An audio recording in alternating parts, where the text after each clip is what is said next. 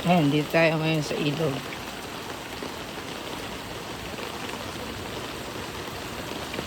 Ayan na yung tulay. Ayan yung sapa.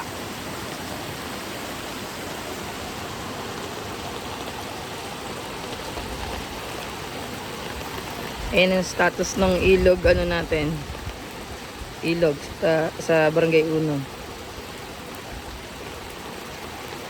Medyo hindi naman mataas, pero malakas yung daloy ng tubig. Tuloy-tuloy. Ito yung tulay. Tabingi na. Makikita natin yan dito. Ito.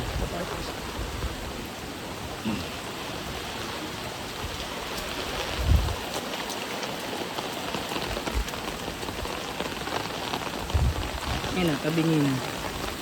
Kita.